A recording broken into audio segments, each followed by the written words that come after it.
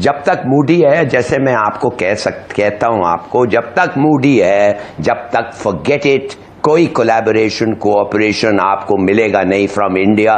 और जिस ऑर्गेनाइजेशन में इंडिया शरीक है और हम हैं, उसमें हमारी और उनकी लड़ाई होगी। इंडिया ने 2 रोज पहले पृथ्वी 2 और अग्नि 1 का कामयाब तजुर्बा किया है।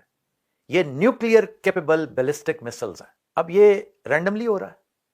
राजनाथ ने खुसूसी तौर पे इसको सेलिब्रेट किया है, अपनी अफवाज को मुबारकबाद पेश की है कि we are just one event away from a full scale war. Bharat ने एक और टेस्ट किया है, ब्रह्मोस मिसाइल जो क्रूज मिसाइल है उसके, और ये जो क्रूज मिसाइल है ये मैं समझता हूं कि भारत के लिए ये गेम चेंजर भी है। भारत ने आकाश का भी एक टेस्ट किया है और उसको प्राइम आकाश का नाम दिया है। आप आकाश एयर डिफेंस सिस्टम की ताकत ऑपरेशन सिंदूर के दौरान देख चुके हैं।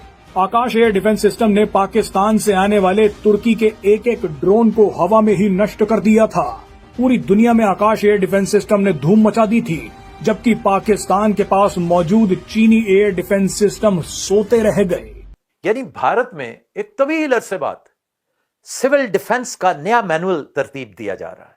1.5-2 मिलियन नए रजाकार भर्ती किए जा रहे हैं। उनका प्रॉपर ट्रेनिंग प्लान तैयार किया जा चुका है। 13-14 बिलियन डॉलर्स की फौजी अस्करी खरीदारी की जा चुकी है। ये मैंने आपसे एक हफ्ता पहले भी गुजारिश की थी। ये सब कुछ ऐसे ही हो रहा है। वो भी कहते, वो भी बार बार उधर से क्या सवाल आता है, घर में घुस के मारेंगे तो गलती करेंगे मोदी साहब। वो आज मैं पढ़ रहा था कि आप वो जो मसूद अजहर है उसको ढूंढ रहे हैं कि वो चित्राल में है, वो इधर है उधर है, तो वो गलती करेंगे तार साहब? फिर कभी चीमा साहब करेंगे तो गलती का जवाब चला जाएगा।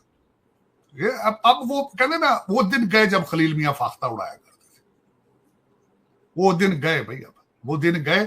अब इस साइड पे चीमा साहब, हाफिज आसिम मुनीर साहब अपनी स्पीच में एक आयत कुरान का हवाला शुरू में देते हैं, 2-4 दरमियान में देते हैं और 3 पीछे आखिर में बंद करने में देते हैं। चीमा साहब वो कहते हैं मैं मरूंगा, मैं यहां से पीछे नहीं हटूंगा। कि अगर आपने कोई सार्क बनानी भी है, हिंदुस्तान के अलावा आप नहीं बना सकते।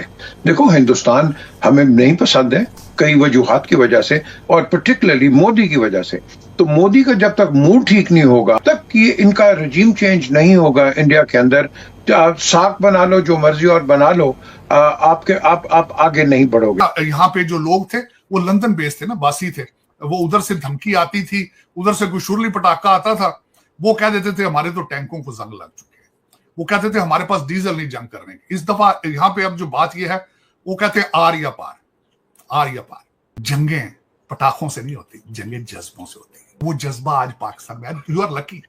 आज आप आजाद बैठो, तुम्हारे हाथ से निकलने, तुम्हारे हथियार भी है तार साहब, जज्बा भी है, दोनों चीजें। वो क्रूज मिसाइल जो है उसको हाइपरसोनिक बना दिया। इसी तरह आकाश को प्राइम आकाश कहकर उसकी भी कैपेबिलिटीज को बढ़ाने की कोशिश कर रहे हैं। सही। और फिर अभी इन्होंने पिछले दिनों भारत ने जो उनके 2 शॉर्ट रेंज मिसाइल्स हैं, पृथ्वी 2 और अग्नि 1, उसके भी टेस्ट किए हैं 17 जुलाई को, 2 रोज पहले ही। भारत अब इन चीजों पे काफी तवज्जो दे रहा है। चीन ने पाकिस्तान को एक बार फिर अपना HQ-16 एयर डिफेंस सिस्टम भेजा है। ये वही चीनी एयर डिफेंस सिस्टम था जिसे भारत ने ऑपरेशन सिंदूर के दौरान उड़ा दिया था। यानी चीन ने एक बार फिर अपना कबाड़ एयर डिफेंस सिस्टम पाकिस्तान को दिया, तो भारत ने अपने आकाश एयर डिफेंस सिस्टम को और भी ज्यादा मजबूत बना दिया। पाकिस्तान के लिए ऑब्वियसली ये सारे चैलेंजेस तो मौजूद हैं, और ये जो हाइपर सोनिक क्रूज मिसाइल है, ये टेक्नोलॉजी लिमिटेड है।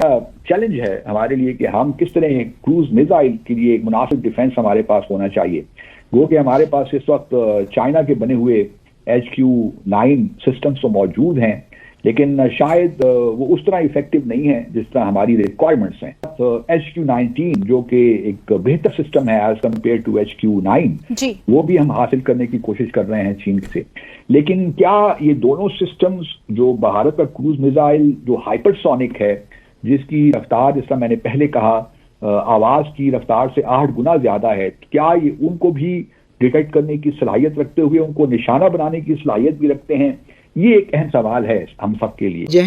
नमस्कार, जय हिंद दोस्तों, स्वागत है आपका नए वीडियो में। दोस्तों, इस समय भारत नई नई मिसाइलों का टेस्ट कर रहा है, जिससे पाकिस्तान की एकदम फटी पड़ी है। भारत, सही बात है, भारत एक के बाद एक नई नई मिसाइलों का टेस्ट कर रहा है और ये सब देखे पाकिस्तान वाले बोल रहे हैं कि भारत बड़े हमले की तैयारी कर रहा है और हमें भी बड़े हमले की तैयारी करनी चाहिए। पाकिस्तान ने वैसे भी HQ-9 air defence system Pakistan से फिर से खरीदा है और जिसके एवज में भारत ने अपने आकाश मिसाइल सिस्टम को और भी तगड़ा बना दिया है। वैसे भी इन पाकिस्तानियों के पास रोटी और अनाज के लिए तो पैसे हैं नहीं, ये क्या ही करेंगे। और वैसे भी पाकिस्तान में चीनी का रेट जो हो गया है वो 100 रुपए किलो के ऊपर भी हो गया। तो दोस्तों, ये हमसे युद्ध करने की बात करते हैं जबकि इनके खुद के खाने के लाले पड़े हैं और पाकिस्तान की जनता मूर्ख बनाया जा रहा है, क्योंकि पाकिस्तानी सेना जो पैसा आता है उसको अपने अय्यासियों में उड़ा देती है और पाकिस्तान की जनता को भूखे मरने के लिए छोड़ देती है। तो वीडियो को पूरा देखिएगा और पसंद आए तो चैनल को सब्सक्राइब जरूर करिए। तरक्की तो कम की, प्रोपेगेंडा बहुत किया कि वी आर अमेरिका से आगे जा रहे हैं, पांचवें नंबर पर इकॉनमी है, चौथे नंबर पे आ गई है,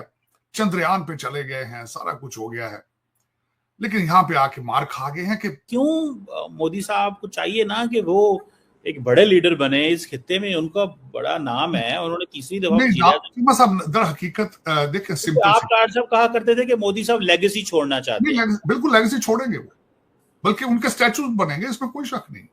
उनके स्टैचूज लगेंगे वहां, इसमें कोई शक नहीं। इज ए नेशनलिस्ट लीडर है, उन्होंने वो नेशनलिज्म को आगे लेकर आए हैं, उन्होंने सेकुलरिज्म को बिल्कुल खत्म कर दिया है। उन्होंने, उनका एक सिंपल फार्मूला था उनका, चीमा साहब, कोई जेट साइंटिस्ट होने की जरूरत ही नहीं। उन्होंने फार्मूला उनका ये था कि मेजॉरिटी में से मैंने मेजॉरिटी के वोट लेने। मेजॉरिटी पॉपुलेशन मजहब कौन सा है? हिंदुइज्म है। उन्होंने कहा हिंदुओं में से मैं अगर मेजॉरिटी हिंदुओं के वोट ले लूं, मुझे इन माइनॉरिटी के टूटे फूटे सिख, ये मुसलमान, ये क्रिश्चियन, इनको, बल्कि उन्होंने उनकी तो पॉलिसी ये है कि इनको मारो और मेजॉरिटी हिंदुओं को खुश करो और वोट लो तो बल्ले बल्ले। और 2-4 फाइनेंसर जो ATM मशीनें साथ रखो, Adani Ambani, they don't care about it. ये सिंपल फार्मूला उनका और काम कर रहा है फार्मूला। जो चैनल बोले उसको खरीद लो और आप देख ले। मैं तो सारी फैब्रिक देखता रहता हूँ, हर बड़ी पोजीशन वो अपने गुजराती को लेकर आते हैं साथ, अपने सारे अपने बंदे रखो और चलाओ। जज बोले वो भी फारग, अगर मीडिया बोले वो भी फारग। तो ये हाइब्रिड सिस्टम है चीमा साहब। जमहूरियत का फार्मूला हर जगह नहीं चल सकता। उसकी वजह यह है लोगों के, कौमों के मिजाज डिफरेंट हैं, उनका एजुकेशन स्टैंडर्ड अलग है, ट्राइबल फैब्रिक है वहां पे। और मेरे ख्याल में भारत में अगर ये फार्मूला काम कर रहा है डिक्टेटर टाइप, हाँ, इसमें they should enjoy, but don't claim it कि we are the largest democracy on the planet. What you talking about? लेकिन डॉक्टर साहब वो वोट तो कराते हैं ना, वोट तो पाकिस्तान में भी हो रहे हैं। कौन वोट नहीं हो रहे पाकिस्तान में? लेकिन वोट डालते कहाँ है, जाते कहाँ है? नहीं, इंडिया में तो ये ऑपोजिशन ये क्लेम वहां पे इश्यूज है वहां पे। आप बोल के दिखाएं जरा, आप बोल के दिखाएं।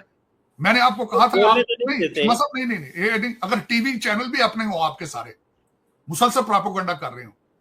और दूसरी उसके बाद मुझे एक छोटा सा सिंपल, आज मैंने अगले दिन बल्कि बड़े पढ़े लिखे अपने दोस्तों से पूछा, एक सिंपल जवाब दे दें मुझे। अब मैंने अगले दिन ये क्वेश्चन किया था फौजिया कुरैशी, कर्नल फौजिया कुरैशी, जिसको सामने आपने इन्होंने स्टेज पे ला के रखा था, उसको रिजाइन नहीं देना चाहिए था जब उसको कहा गया था ये दहशतगर्द की बहन है। फौज ने उसको डिस्प्ले किया एज ए सिंबल, इंडिविजुअल कहते क्या फर्क पड़ता है? नहीं, मेरी बात, मुझे यही उस बंदे ने भी जवाब दिया था।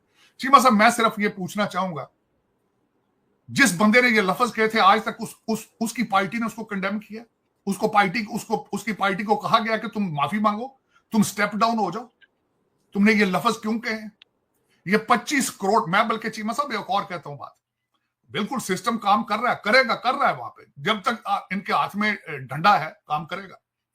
आप मीडिया पे किसी को बोलने ना दें, आप करण ठापर के ऊपर FIR कर दें, आप चलेगा, सिस्टम चला रहे हैं आप जिस तरह चलेगा। जज भी मर्जी के, मीडिया भी मर्जी का, पुलिस भी मर्जी की, ATM मशीनें मर्जी की, ठीक है, सिस्टम चलेगा। लेकिन लोग बाहर बैठ के ये कहेंगे ये हाइब्रिड सिस्टम है।